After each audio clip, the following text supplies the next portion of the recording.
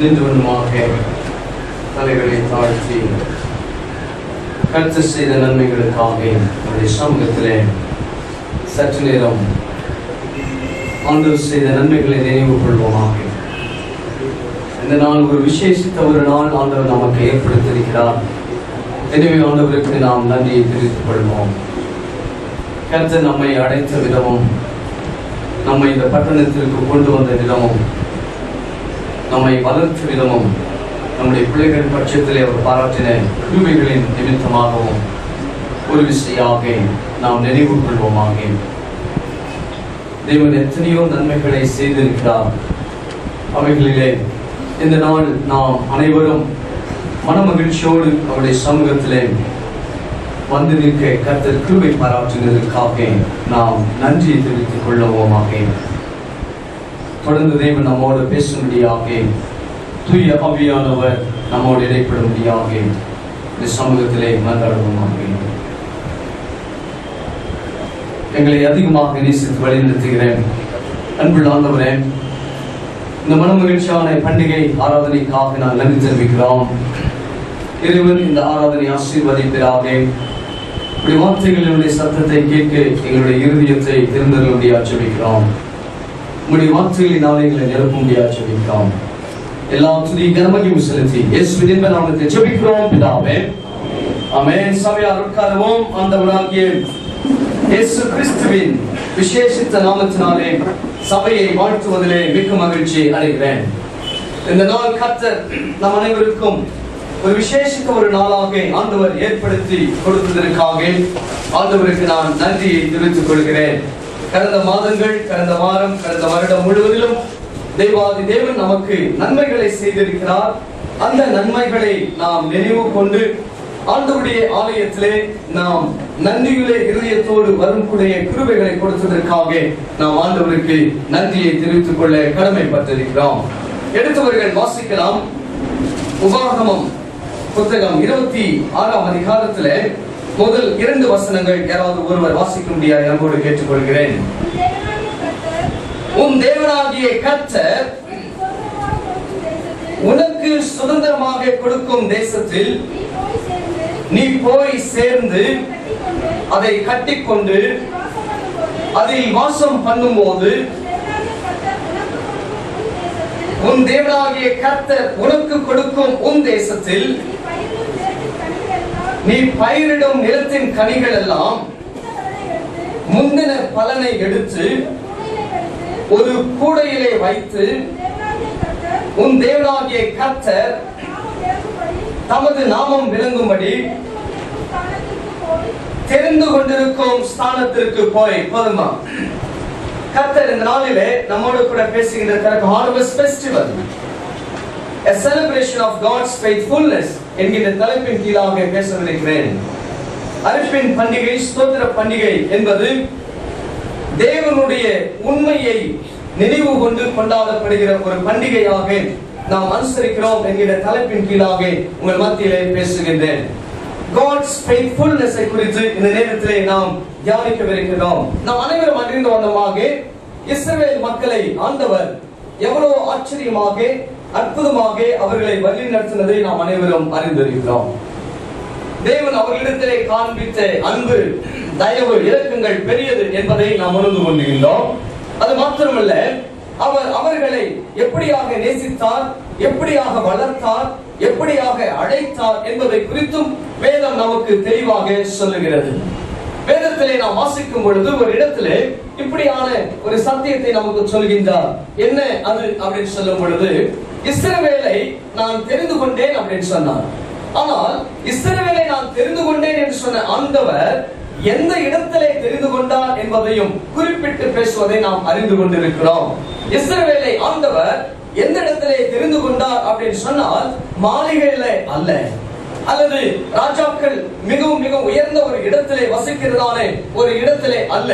அல்லது பசுமையான ஒரு இடத்திலே அவர்களை ஆண்டவர் தெரிந்து கொண்டார் என்று சொல்வதற்கு இடமில்லை. ஆகவே வேதம் இஸ்ரவேல் மக்களை எங்கு தெரிந்து கொண்டார் என்று சொல்லி நினைவுபடுத்தும் பொழுது, நான் அவர்களை வனாந்திரத்திலே தெரிந்து கொண்டேன். அல்லேலூயா சொல்லுவாங்களா? ஆண்டவர் இஸ்ரவேல் மக்களை தெரிந்து கொண்ட இடம் வனாந்திரம் அப்படின்னு சொல்லுகின்றார்.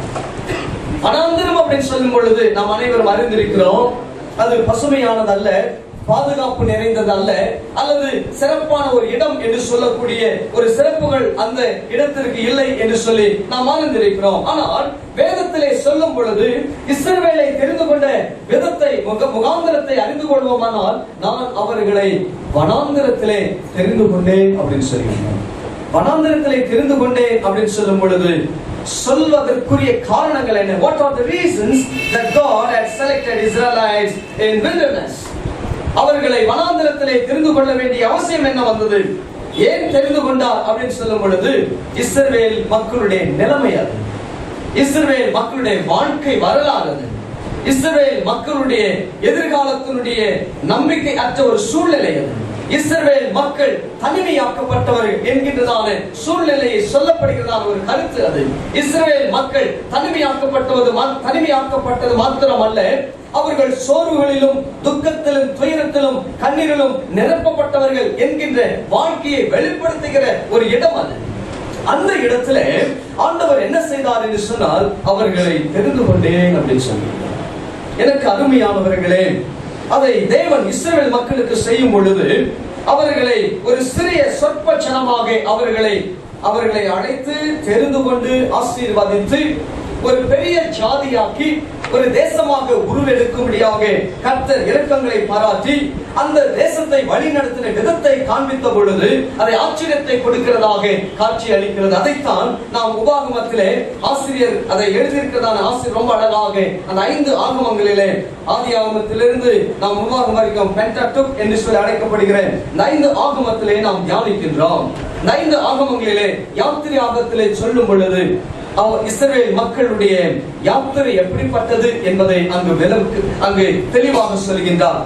அதன் பிறகு அந்த அவர்களை அடிமைத்தன வீடாகி அந்த வீட்டிலிருந்து அழைத்து வந்து அவர்களை கர்த்தர் சொன்னதான வாக்குத்தத்தம் செய்த அந்த இடத்திற்கு அழைத்து செல்லும் பொழுது அவர்களுக்கு கொடுத்த ஒரு வாக்குத்தத்தங்கள், அவர்களுக்கு கொடுத்த விதிமுறைகள், அவர்களுக்கு சொன்ன நல்ல வசனங்கள், அவர்களுக்கு சொன்ன நற்காரியங்கள், நீதி போதனைகள் அனைத்தையும் அந்த இடத்திலே உபாகமத்திலே ஆசிரியர் அதை அழகாக தெளிவுபடுத்துகின்றார். ஆகவே 26ஆம் அதிகாரத்திலே இஸ்ரவேல் மக்களை வழிநடத்துகின்றதானே மோசேயோடு ஆண்டவர் சொன்ன வாக்குத்தத்தங்கள், ஆண்டவர் கொடுத்த கட்டளைகள், அவைகள் அனைத்தும் இஸ்ரவேல் மக்கள் கை கொள்ள வேண்டாம் என்று சொல்லுகிறார்.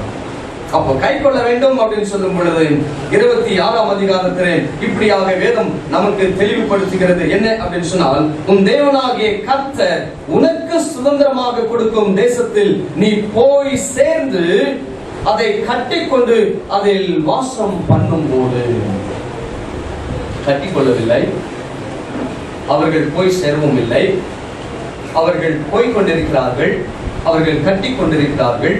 ஆண்டவர் அவர்களுக்கு ஒரு வாக்குத்தத்தம் செய்திருக்கிறார். அந்த வாக்குத்தத்தத்தின் அடிப்படையிலே அவர்கள் இந்த வாழ்க்கையை அமைத்துக் கொள்கின்றார்கள் என்பதிலே சந்தேகமில்லை. அப்போ அவர்களுடைய ஜர்னி எக்ஸ்பீரியன்ஸை குறித்து இந்த புத்தகத்திலே சொல்லும் பொழுது ஆண்டவர் ஒரு சில விதிமுறைகளையும் ஒரு சில நீதி நெறிகளையும் அவர்கள் கடைபிடிக்க வேண்டும் என்பதை குறித்து சொல்லும் பொழுது அவர் சொன்ன ஒரு விசேஷித்த ஒரு விதிமுறைகளிலே ஆண்டவரை நீங்கள் ஞாபகப்படுத்திக் கொள்ள வேண்டும் அப்படின்னு சொல்லியிருந்தார். You must remember God அப்படின்னு சொல்லியிருந்தார். Why should I remember God அப்படின்னு சொல்லும் பொழுது ஆண்டவரை நினைவு கொள்ள வேண்டிய அவசியம் என்ன அப்படின்னு சொல்லும் பொழுது God is faithful. ஆண்டவர் உண்மையுள்ளவர். ஆண்டவருடைய உண்மையிலே எந்த விதமான மாற்றங்கள் இல்லை. ஆண்டவருடைய நிஜத்திலே எந்த விதமான மாற்றங்கள் இல்லை. ஆண்டவருடைய அழைப்பிலே எந்த விதமான மாற்றங்கள் இல்லை. ஆண்டவர் தெரிந்து கொண்ட விதத்திலே மாற்றங்கள் இல்லை. ஆண்டவருடைய அன்பிலே மாற்றங்கள் இல்லை. ஆண்டவர் அவர்களை நேசித்தனுடைய அன்பின் நிமித்தமாக மாற்றங்கள் அங்கு செய்யப்படவில்லை. ஆண்டவர் அவர்களை நேசித்தது நிமித்தமாக அவர்களை வித்தியாசப்படுத்தி காண்பித்தார். அவர்களை முற்றிலும் மக்களுக்கும் மற்றவர்களுக்கும் அவர்களுக்கும் முற்றிலும் ஒரு வேறுபாடை அங்கு ஏற்படுத்தியிருப்பதை பார்க்கின்றோம். காரணம் என்னவென்று சொன்னால் ஆண்டவர் இந்த ஜனங்களை ஆசீர்வதித்தார். ஆண்டவர் இந்த ஜனங்களை தெரிந்து கொண்டார். எனவே அவர்களை வித்தியாசப்படுத்தி காண்பிக்கும் பொழுது அவர் சொல்கின்றார், நீங்கள் நினைவு கொள்ள வேண்டிய காரியங்கள்.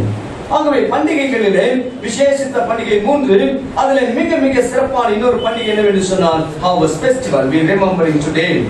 அதை இன்றைக்கு நாம் கொண்டாடுகிறோம். அதே பண்டிகை தான் ஆண்டவர் தேவனுடைய பிள்ளைகளாக இருக்கிற உங்களுக்கும் எனக்கும் இஸ்ரவேல் மக்களை போல வாழ்க்கையை வாழ்ந்து கொண்டிருந்த நம்மை ஆண்டவர் அழைத்தார், ஆண்டவர் தெரிந்து கொண்டார், ஆண்டவர் நேசித்தார், ஆண்டவர் நமக்கு ஒரு பேர் புகழ் ஒரு வீடு வாசலை ஏற்படுத்தினார். பெற்றவர்கள் உங்களை மறந்தார்கள், உங்கள் கூட பிறந்தவர்கள் உங்களை விட்டு விட்டார்கள், உங்களுடைய நண்பர்கள் உங்களுக்கு துரோகம் செய்தார்கள், நீங்கள் நினைத்தவர்கள் உங்களை தள்ளிவிட்டார்கள். யார் என்னிடத்தில் இருப்பார்கள், இவர்கள் என்னோடு கூட இருப்பார்கள், என்னை வழிநடத்துவார்கள், எனக்கு நன்மை செய்வார்கள் என்று சொல்லி நீங்கள் நினைத்தவர்கள் உங்களை வனாந்தரத்திலே தள்ளிவிட்டார்கள். இதுதான் வாழ்க்கை. இந்த வாழ்க்கையை நாம் அனைவரும் குறிப்பாக மிகவும் அந்த அனுபவத்திலே வந்தவர்கள் கண்டிப்பாக இந்த வாழ்க்கையினுடைய வரலாறுடைய தன்மையை கண்டிப்பாக புரிந்து கொள்ள முடியும். அது இஸ்ரவேலுடைய வாழ்க்கையை மாத்திரமல்ல, இன்றைக்கு இந்த இடத்திலே அமர்ந்து கொண்டிருக்கும் உங்களோடும் என்னோடும் ஆண்டவர் சொன்ன வார்த்தை, உங்களை நான் தெரிந்து கொண்ட விதம் இடமும் வித்தியாசமானது. கிறிஸ்துவுக்குள்ளே ஆண்டவர் தெரிந்து கொண்டார், அழைத்தார், நேசித்தார், நமக்கான ஆசீர்வாதங்களை கொடுத்தார் அப்படின்னு சொல்லும் பொழுது அதிலே அவர் காண்பிக்கிற உண்மை என்ன அப்படின்னு சொன்னால் அவர் வித்தியாசத்தை காண்பிக்கின்றார். நமக்கும் மற்றவர்களுக்கும் வித்தியாசத்தை ஏற்படுத்துகின்றார். நமக்கும் மற்றவர்களுக்கும் ஆண்டவரை அறியாதவர்களுக்கும் நமக்கும் ஒரு மிகவும் மிகவும் மாபெரும் ஒரு வித்தியாசமான காரியங்களை நமக்கு செய்கின்றார். அதிலே சந்தேகம் இல்லை. ஆகவே அவருடைய உண்மையை நினைவு கொள்கின்ற இந்த பண்டிகை நாட்களிலே ஆண்டவருடைய எதிர்பார்ப்புகள் என்ன என்பதை நாம் தெரிந்து கொள்ள வேண்டியது அவசியம். We should know the expectations of God when we are celebrating God's faithfulness in our life. ஆண்டவருடைய உண்மையை நாம் கொண்டாடும் பொழுது அவருடைய எதிர்பார்ப்புகள் என்ன என்பதையும் நீங்களும் நானும் தெரிந்து கொள்ள வேண்டும்.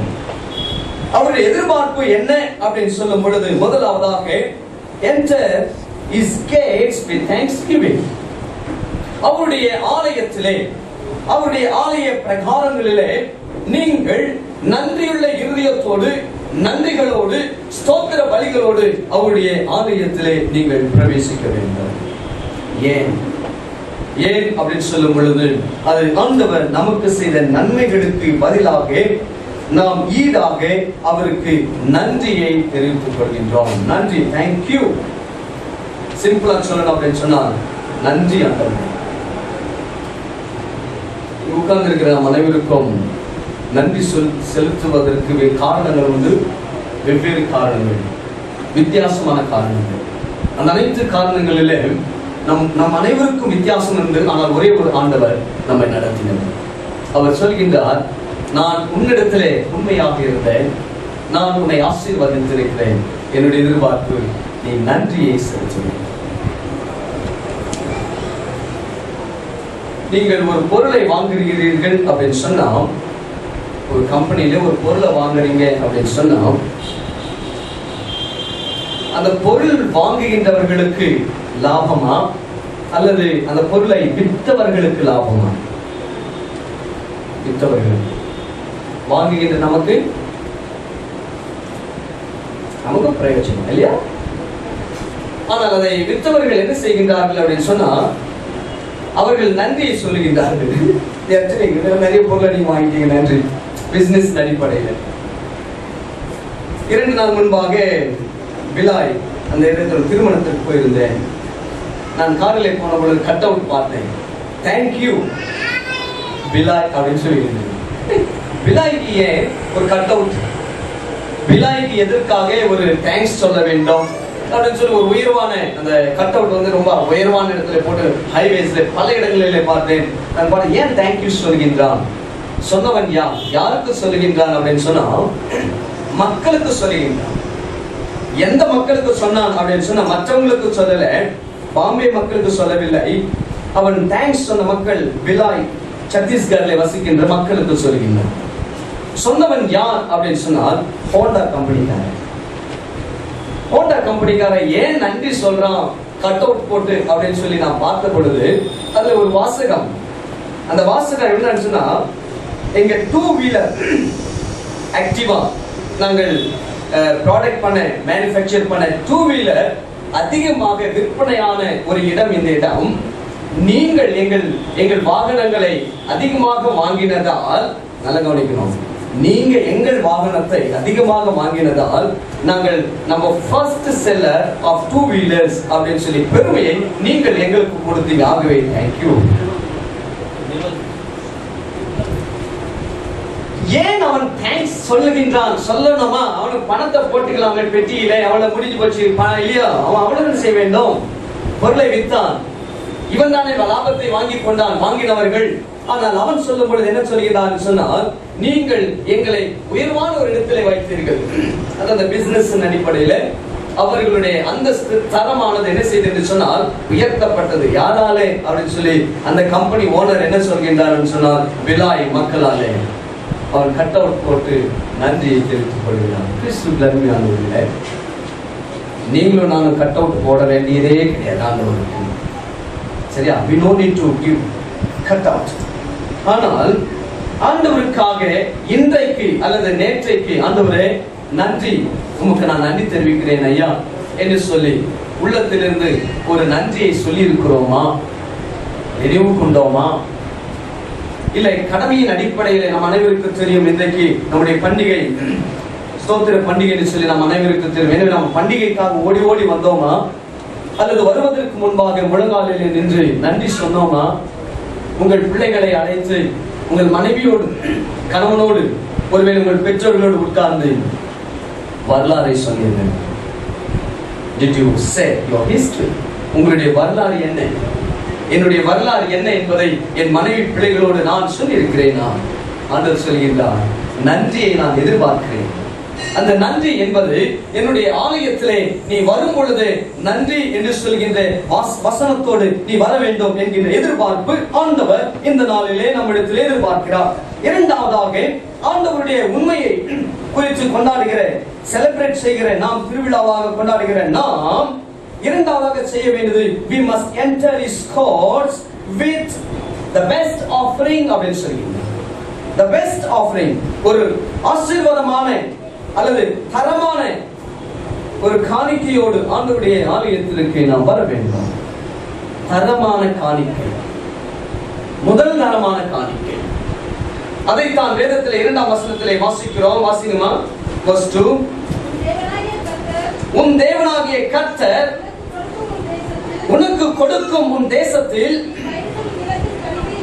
நீ பயிரிடும் நிலத்தின் கனிகள் எல்லாம் முந்தின பலனை எடுத்து ஒரு கூடையிலே வைத்து உன் தேவனாகிய கர்த்தர் தமது நாமம் விளங்கும்படி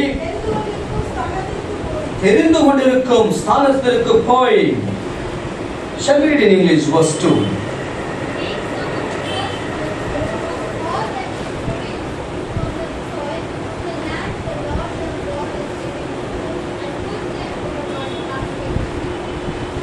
Take some of the first fruit. Some. ரொம்ப முக்கியமான some. அதை நாம் தமிழிலே வாசிக்கும் பொழுது, உன் தேவனாகிய உன் தேசத்தின் பயிரிடும் நிலத்தின் கனிகள் எல்லாம் முந்தின பலனை எடுத்து ஒரு கூடையிலே, எல்லாவற்றையும் சொல்லவில்லை.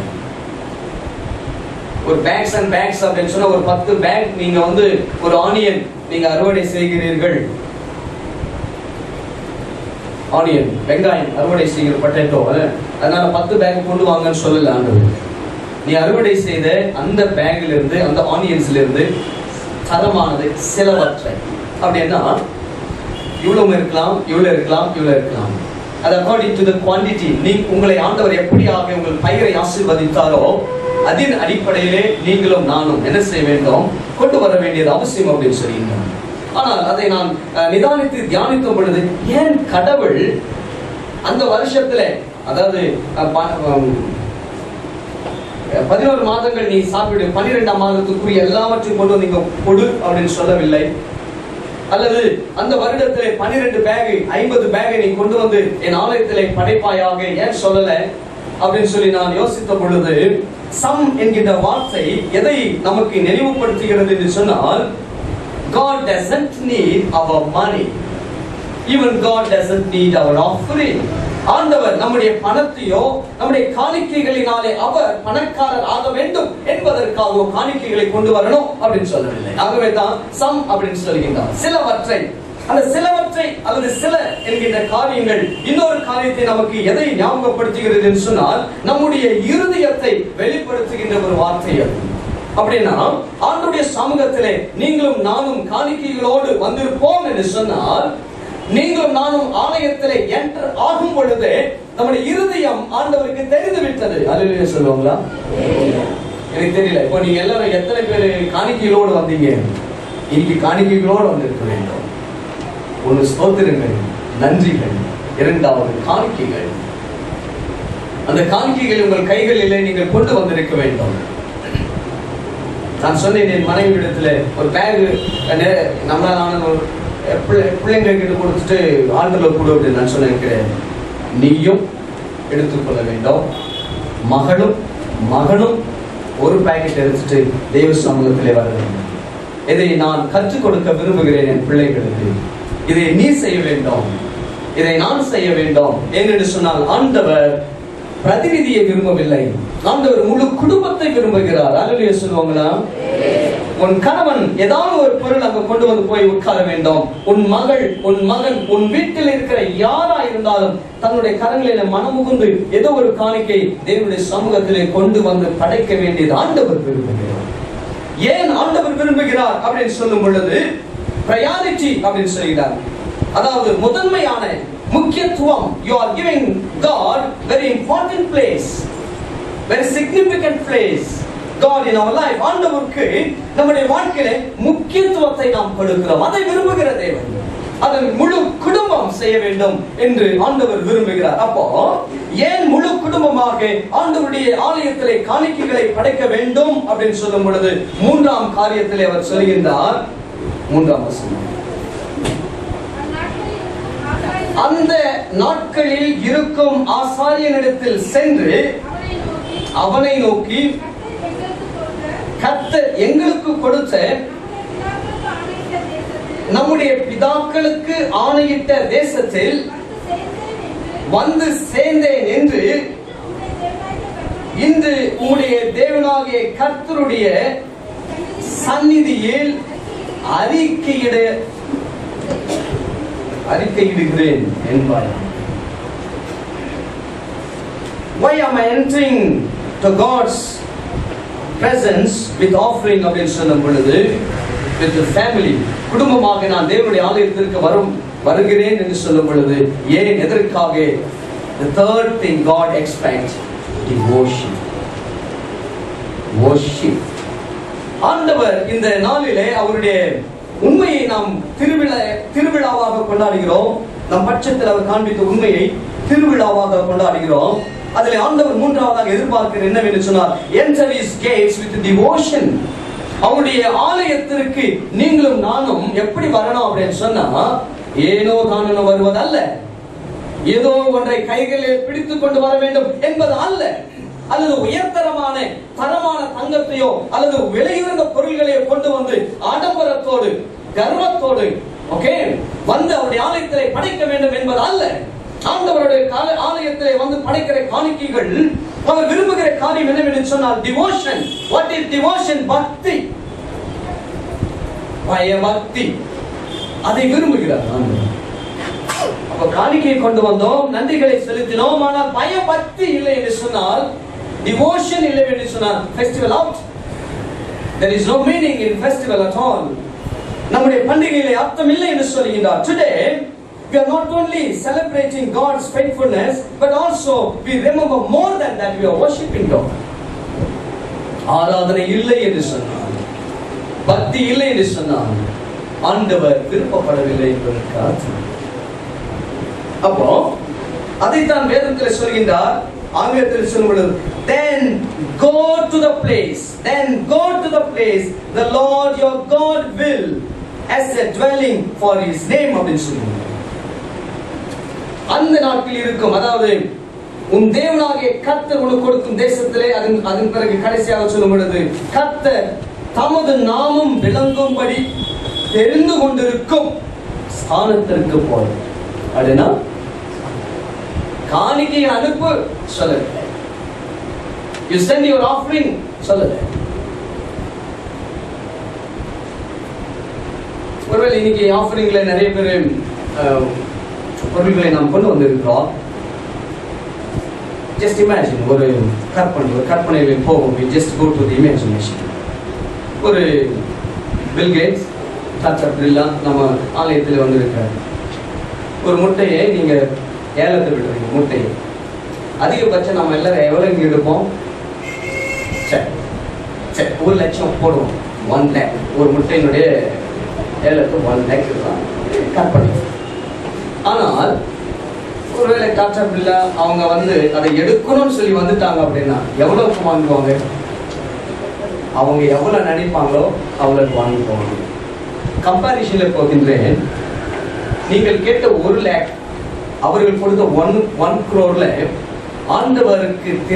ஆண்டவருக்கு பிரியமானது எது அப்படின்னு சொன்னால் நீங்கள் கண்டிப்பாக பதிலை உங்களுக்கு கொடுக்க முடியும். 1 கோடி அல்ல, முட்டை 1 கோடிக்கு வந்து so person அது யாரும் இருக்க பெரிய பெரிய செல்வந்தன் வாங்கிட்டாரு, ஆண்டவர் பிரியப்பட்டார் இல்லை. ஆண்டவர் எங்க பிரியப்படுகிறார் சொன்னால் உன்னால் இயன்றது 1 lakh 1 லட்சம் அது நீங்கள் வாங்க. அப்போ நீங்கள் வாங்கின பணத்தை அங்கு ஆண்டவர் வேல்யூ பண்ணல, பணம் வாங்கினதை சொல்லவில்லை. அங்க என்ன சொல்ற ஆட்டிடியூடை சொல்லி நம்முடைய குணத்தை வெளிப்படுத்துகிறார். அந்த குணத்தின் அடிப்படையிலே ஒருவன் தன்னுடைய பணத்தின் அடிப்படையிலே அதை கொண்டு வருகிறான், எடுக்கிறான். மற்றொருவன் தன்னை பக்தியிலே அந்த ஆலயத்திலே வந்து தன்னை அர்ப்பணிக்கிறான். அல்லேலூயா சொல்லுவாங்க. பக்தி இது இல்லை என்று சொன்னால் காணிக்கை ஆண்டவர் ஏற்றுக்கொள்ளவில்லை அப்படின்னு சொல்லுகிறார். காணிக்கைகளை நீ அனுப்பாத. என் காணிக்கைகளை நான் வரல, இன்னைக்கு நீ போய் காணிக்கை பண்ண சொல்லாத நீ.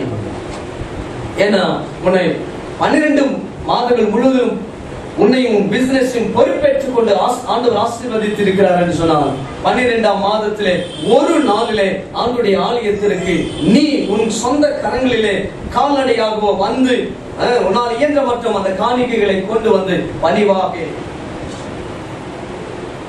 ஆற்றலை பாவம் செய்வதை ஆண்டவர் ஆசீர்வதிக்கிறார். அல்லேலூயா, அல்லேலூயா, அல்லேலூயா. இதை தேவன் விரும்புகிற ஆராதனை, இது தேவன் விருப்பப்படுகிற பண்டிகை.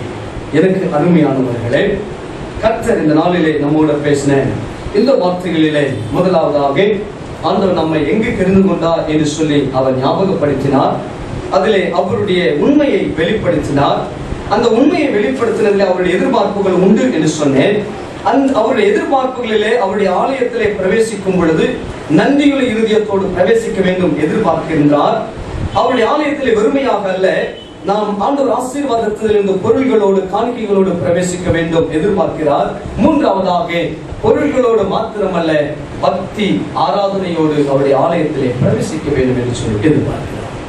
இது ஆண்டவர் நமக்கு உண்மையாக இருந்தார், அவருக்கு நாம் உண்மையாக இருக்க வேண்டும் என்பதற்காக கர்த்தர் காண்பித்த இந்த வழிபாடு அல்லது இந்த ஆராதனைக்காக நான் நன்றி தெரிவித்துக் கொள்ள தலைகளை தாழ்த்தி ஜெபிப்போம். எங்களை நேசிக்கிறேன். பணத்தை விரும்பவில்லை, பொருளை விரும்பவில்லை, பக்தியை விரும்புகிறேன், நன்றியை இருதயத்தில் விரும்புகிறேன், தரமான காணிக்கை விரும்புகிறேன். நாங்கள் எப்படிப்பட்டவர்களாக இன்றைக்கு வந்தோம்? எங்கள் பண்டிகை ஆண்டவரே, நீர் இருந்தால் அது மகிழ்ச்சி, நீர் இருந்தால் நீர் இருந்திருக்கிறேன். எங்கள் பண்டிகை ஆசீர்வதிக்கப்பட்டதற்காக ஸ்தோத்திரம். தூய ஆவியானவர் எல்லா குறைகளும் நிறைவாக்கி கொடுப்பதற்காக நன்றி. இயேசுவின் இன்ப நாமத்தில் ஜெபிக்கிறோம் பிதாவே.